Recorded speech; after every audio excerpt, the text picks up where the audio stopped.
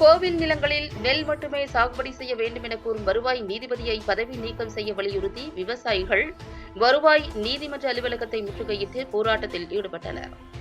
தமிழகம் முழுவதும் கோவிலுக்கு சொந்தமாக பல லட்சம் நிலங்கள் உள்ளன. இந்த நிலங்களை விவசாயிகளுக்கு குத்தகைக்கு வழங்கப்படுகிறது. இந்த நிலங்களை குத்தகைக்கு எடுக்கும் விவசாயிகள் நெல் பயிரிட்டு வருகின்றனர். தமிழக அரசின் விவசாயத்துறை நிலங்களில் மாற்றுப்பயிர் விவசாயத்தை ஊக்குவித்து வருகிறது. இதன் அடிப்படையில் கோவில் நிலங்களை குத்தகைக்கு எடுத்து விவசாயம் செய்யும் விவசாயிகள் மாற்றுப்பயிர் செய்ய முற்படும் போது 13 மாவட்டங்களுக்கு வருவாய் நீதிபதியாக செயல்படும் செல்வராஜ் என்பவர் கோவில் நிலங்களில் நெற்பயிருக்கு அடுத்தபடியாக மாற்று விவசாயம் மாற்றுப்பயிர் செய்யக்கூடாது என தடுத்ததுடன் அப்படி மாற்றுப்பயிரிடும் பட்சத்தில் குத்தகைகள் ரத்து செய்யப்படும் என தெரிவித்துள்ளார். இதனை கண்டித்து இன்று தேசிய தென்னிந்திய நதிகள் இணைப்பு சங்கத்தின் மாநில தலைவர் ஐயாக்கொன்னு தலைமையில் திருச்சி மாவட்ட ஆட்சியர் அலுவலகத்திற்கு பின்புறம் செயல்பட்டு வரும் வருவாய் நீதிபதி அலுவலகத்தை 150க்கும் மேற்பட்ட விவசாயிகளுடன் முற்றுகை போராட்டத்தில் ஈடுபட்டனர். அங்கு நீதிபதி இல்லாததால் தொடர்ந்து அங்கிருந்து பேரணியாக திருச்சி மாவட்ட ஆட்சியாளர் அலுவலகம் சென்று அங்கு ஆட்சியரிடம் மனு வழங்கினர். தொடர்ந்து செய்தியாளர்களுக்கு பேட்டியளித்த ஐயாக்கண்ணு, தமிழக அரசுக்கு சொந்தமான கோவில் நிலங்களில் விவசாயிகள் குத்தகைக்கு எடுத்து நெல் பயிரிட்டு வந்தனர்.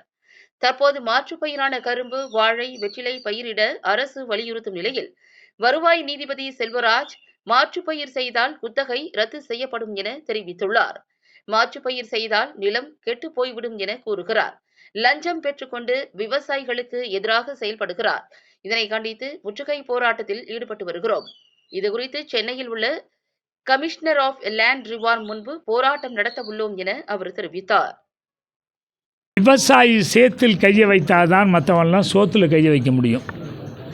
அந்த விவசாயி இன்றைக்கு அறிஞர்கள்லாம் என்ன சொல்கிறாங்க, வேளாண் விஞ்ஞானிகள், வேளாண் அறிஞர்கள்லாம் என்ன சொல்கிறாங்க, ஆராய்ச்சியாளர்கள் என்ன சொல்கிறாங்க, விஞ்ஞானிகள் என்ன சொல்கிறாங்கன்னா, வெறும் நெல்லை மட்டும் சாப்பிடாதீங்க, ஒருவேளை அரிசி சாப்பாடு, ஒருவேளை பழங்கள் சாப்பிடுங்க, ஒருவேளை வேறு காய்கறிகள் சாப்பிடுன்னு சொல்கிறாங்க.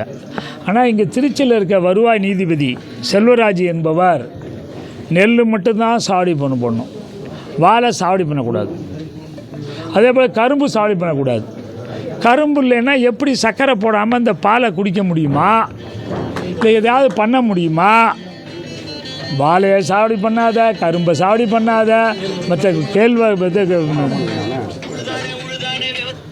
எதையும் சாவடி பண்ணாத அப்படின்னு உத்தரவு போட்டு அதை மீறி நீங்கள் நெல் மட்டும் சாவடி நெல்லை விட்டுட்டு மற்ற சாவடி பண்ணால் உங்களை குத்தவதாரிலேருந்து எடுத்துருவோம், உங்கள் பேரை, உங்களுக்கு எந்த விதமான பெனிஃபிட்டும் கிடைக்காம பண்ணிடுவோம் அப்படின்னு சொல்கிறாரு. இது நியாயமா என்பதற்காகத்தான் இன்றைக்கு அவரை முற்றுகை போராட்டம் நடத்துறதுக்காக வந்தோம். இங்கே நாங்கள் வர்றோன்னு தெரிஞ்சோடனே இன்றைக்கி கோர்ட்டு உண்டு. இன்றைக்கி வருவாய் கோர்ட்டு திங்கக்கிழமை இவர் கோயம்புத்தூர்லேருந்து திருச்சி வரலையும் இவர் தான் நீதிபதி.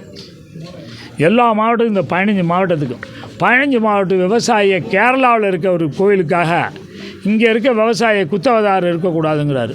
நீ குத்தவதார் இல்லைங்கிறார். அதனால் விவசாயியை காப்பாற்ற வேண்டிய கடமை அரசுக்கு இருக்கிறது.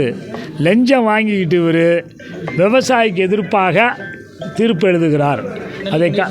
அது நெல் மட்டும்தான் சாவடி போடணுங்கிறாரு. கரும்பு, வாழை, மற்ற பயிரெல்லாம் சாவடி பண்ணக்கூடாதுங்கிறாரு.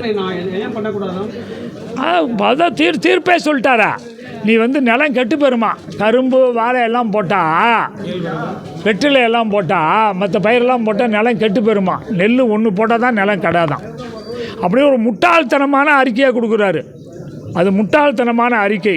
அதனால தான் இவருக்கு ஒன்றுமே தெரியாதவர் இவரை இந்த பதவியில் வச்சக்கூடாதுன்னு பதவியை விட்டு நீக்கணும்னு சொல்லி நாங்கள் கமிஷனர் ஃபார் லேண்ட் ரிஃபார்ம்னு இருக்கார் மெட்ராஸ், அவர் தான் அப்பாயின்மெண்ட், அங்கேயும் போய் போராட்டம் நடத்துறோம். அதான் அங்கே போய் போராட்டம் நடத்தப்போம். இப்போ இங்கேருந்து ஊரில் போய் நம்ம கலெக்டர்கிட்ட மனு கொடுத்து அனுப்ப சொல்ல போகிறோம்.